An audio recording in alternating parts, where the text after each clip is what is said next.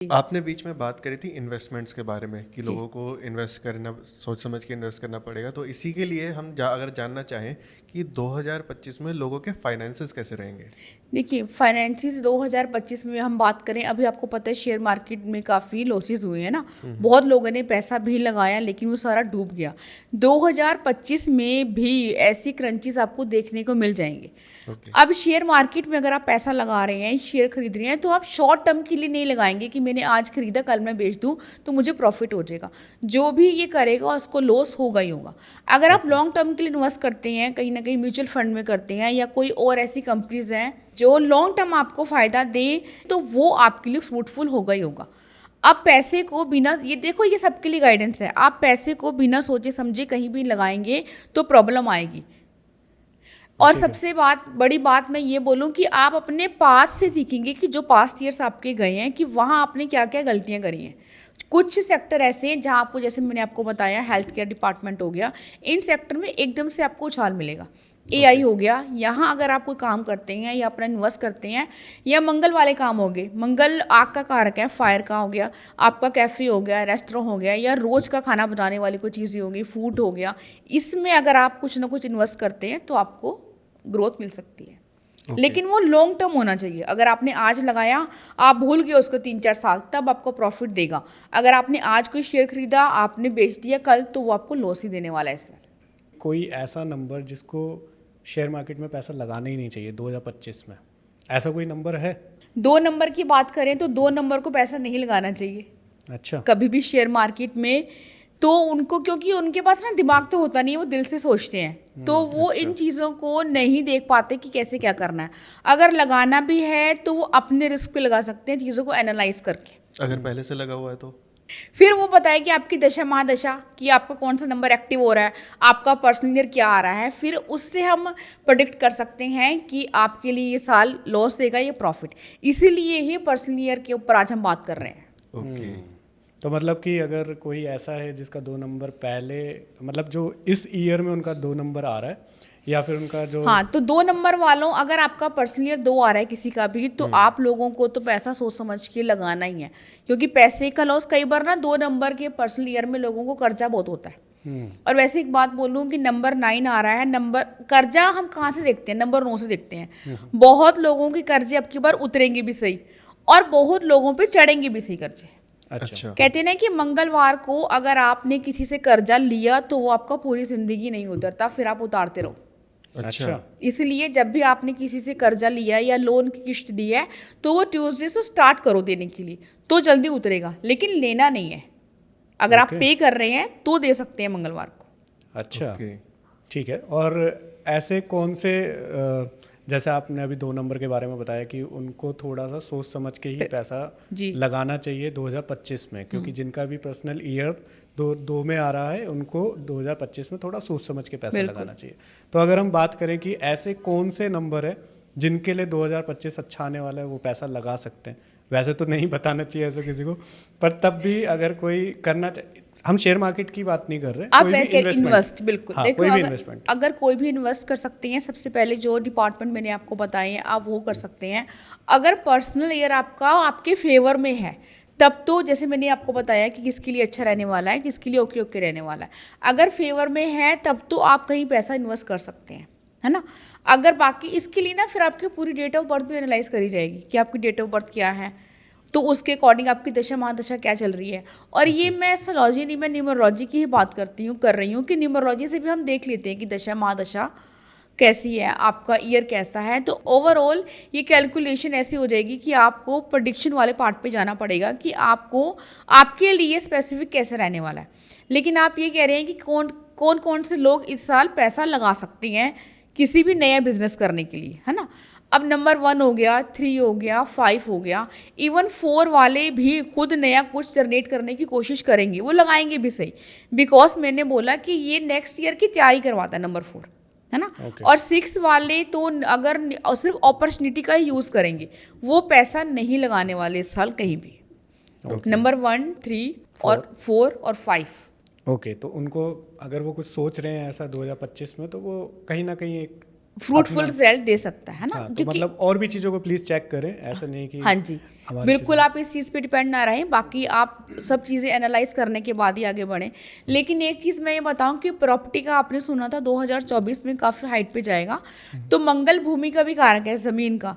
लोगों के जिनके मकान नहीं बन रहे ज़मीन से जुड़े हुए, तो वो भी बनने शुरू हो जाएंगे। लोगों का जो सपना है कि हमारा घर कब होगा, 2025 में मोस्ट लोगों के जो हैं वो घर बनना शुरू हो जाएंगे, क्योंकि मंगल आपके घर का भी कारक है। घर क्या, जो आपकी ज़मीन से जुड़ा हुआ घर होता है, फ्लैट नहीं। ओके। अच्छा, अगर आप प्रॉपर्टी में इन्वेस्ट करते हैं तो वो आपको इन फ्यूचर ग्रोथ देगा ही देगा।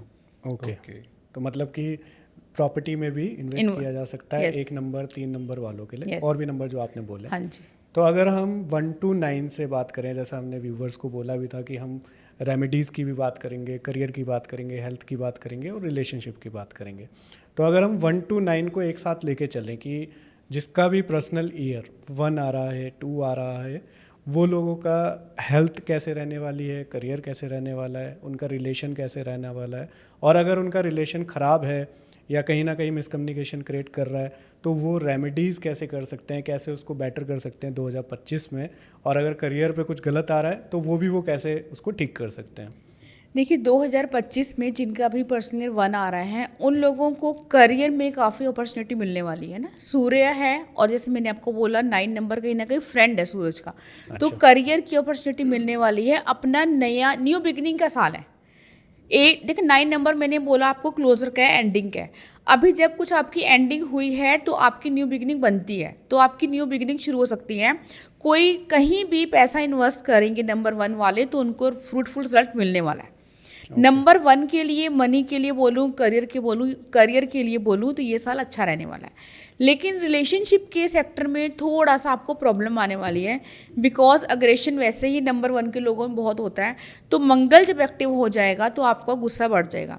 और रिलेशनशिप एक ऐसा सेक्टर है जहाँ पे आपको प्यार और हीलिंग के साथ काम लेना चाहिए। वहाँ रिलेशनशिप को अगर आप हील नहीं करते हो तो कोई भी नंबर हो तो वो चीज़ें आपको ख़राब ही मिलेंगी। इसलिए नंबर 1 के लोगों को मैं एडवाइस करूँगी कि वैसे भी राजा का काम होता है कि अपनी प्रजा को हमेशा हैप्पी रखना। अपने फैमिली मेम्बर्स को हैप्पी तो ये रखते हैं, लेकिन कई बार एग्रेशन बहुत आता है, और ये एग्रेशन बढ़ने वाला है, जिसका इम्पैक्ट आप देखेंगे रिलेशनशिप पे।